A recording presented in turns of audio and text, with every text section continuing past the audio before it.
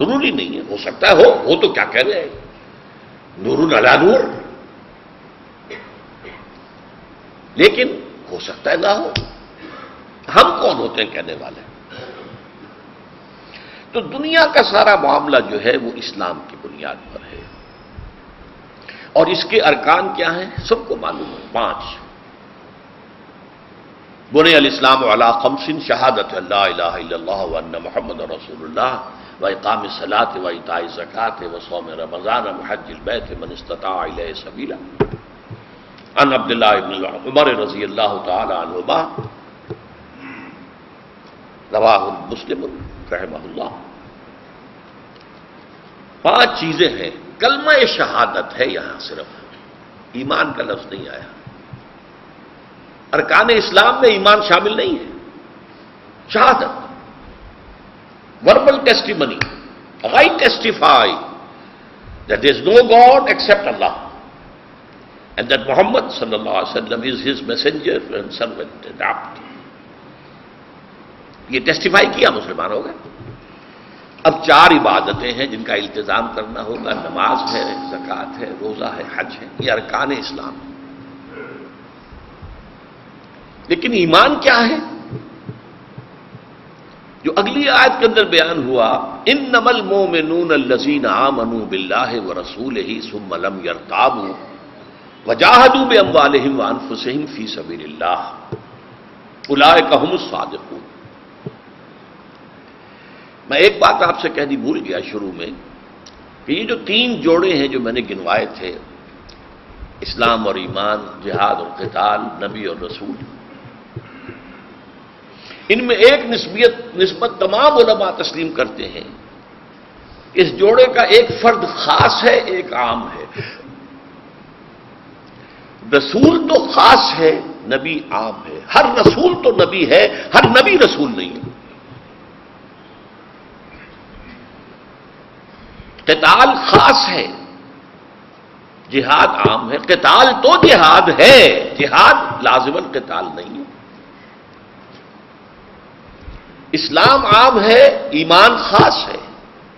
ہر مومن تو لازماً مسلم ہے، ہر مسلم مومن نہیں ہے۔ تو جو شخص مسلم بھی ہے اور پھر مومن بھی ہے، اس کے ہاں 5 ارکان تو موجود ہی رہیں گے نا، مسلم ہے وہ، بنی الاسلام علی 5 اس کا اطلاق ہوگا۔ لیکن اس میں 2 ارکان کا اور اضافہ ہو جائے گا، وہ اضافی ارکان ہیں ایمان کے۔ یہ ہے جو اس آیت میں آیا، آیت نمبر 15۔ اور کانٹیکسٹ کے اعتبار سے آپ سمجھ سکتے ہیں کہ یہ کتنا اہم مقام ہے، کہ ایمان کی نفی مطلق مؤکد، لم تؤمنوا ولما يدخل الایمان فی قلوبکم، اس سے زیادہ تاکید ہو نہیں سکتی۔ اس کے ساتھ اسلام قبول ہے، اسلام کے وجود کو تسلیم کیا جا رہا ہے۔ لیکن ہم نے ایمان کے ارکان کو نہیں سمجھا۔ اسلام کے ارکان سب کو یاد ہیں۔ اگر تعلیم الاسلام سے کہیں تو مفتی کفایت اللہ صاحب کے رسالے تھے، اگر آپ کی بھی تعلیم کا آغاز ہوا ہو وہ نورانی قاعدے کے بعد یا جو بھی الف باتا پڑھنے کے بعد، پھر ابتدائی جو تعلیم ہوتی تھی مسلمان بچوں کی، اس میں تعلیم اسلام، تعلیم الاسلام، تو اس سے ہمیں معلوم ہوتا ہے اسلام، ایمان کی ڈیفینیشن کیا ہے۔ مومن وہ ہیں جو ایمان لاتے ہیں اللہ پر، اس کے رسول پر، اور پھر قبول کرتے ہیں اس کے تمام احکام، اور اقرار کرتے ہیں زبان سے اور تصدیق کرتے ہیں دل سے۔ اقرار باللسان و تصدیق بالقلب۔ تو ایمان کا ایک رکن اضافی ہو گیا، اقرار باللسان پر تو اسلام ہو گیا، ایمان میں ایک اضافہ ہو گیا تصدیق قلبی، اور دوسرا اضافہ کیا ہوا؟ جہاد۔ چنانچہ یہ جو آیت ہے جو میں نے کہا قرآن مجید کی اہم ترین آیت ہے اس اعتبار سے کہ یہاں پر ایک جامع و معنی تعریف کی گئی ہے ایمان کی. مومن کون ہے؟ کیونکہ پس منظر یہ ہے کہ اسلام اور ایمان کا اختلاف بیان کیا جا رہا ہے. کانٹیکسٹ یہ ہے. اس کانٹیکسٹ میں جب کہا گیا مومن جاننا چاہتے ہو کون ہوتا ہے، ہو سکتا ہے بہت سے لوگوں کے دلوں میں یہ آرزو پیدا ہوئی ہو ہم تو مومن بننا چاہتے ہیں، ہمیں بتایا جائے اس کے پری ریکوزٹس کیا ہیں، اس کے لوازم کیا ہیں، اس کی شرائط کیا ہیں. ہم صرف اسلام کے اوپر نہیں رہنا چاہتے، مومن بننا چاہتے ہیں، تو اب بتایا جانا چاہیے. انما المومنون، اب یہ آیت ایسی ہے کہ اس کے ابتدا میں بھی اور اختتام پر بھی اسلوب حصر ہے. یہ اسلوب حصر جو ہے یہ نحو کی ایک اصطلاح ہو گئی. مراد کیا ہے اس سے؟ اس کا سادہ ترین اس کی مثال میں اردو میں دیتا ہوں. آپ کہتے ہیں زید عالم ہے، ایک مفہوم سمجھ میں آ گیا. زید ہی عالم ہے، اس سے کیا فرق ہوا؟ باقی لوگوں سے علم کی نفی کر دی، صرف زید عالم ہے. ہی کے اضافے سے زمین و آسمان کا فرق پڑ گیا. زید عالم ہے، زید ہی عالم ہے. اس کو کہتے ہیں اسلوب حصر، گھیر لینا. حصار کے معنی کیا؟ گھیر لینا. اس گھیر لینے ہی کو کہتے ہیں منطق میں جامع و معنی تعریف. یعنی تعریف ایسی ہو کسی چیز کی کہ جس میں اس کا کوئی جزء باہر نہ رہ جائے اور کوئی غیر اس میں داخل نہ ہو جائے. جامع اور مانع. یہ آیت ہے قرآن مجید میں جو ایمان کی جامع اور مانع تعریف کر رہی ہے.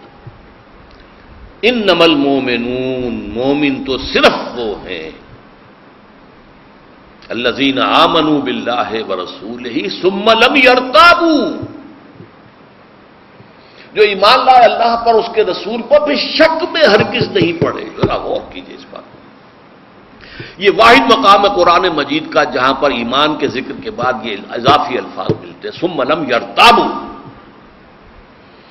ریب سے بنا ارتیاب. ثم لم یرتابوا، پھر لم ہے یہاں پر، پھر شک میں ہرگز نہیں پڑے. کیا مطلب ہوا؟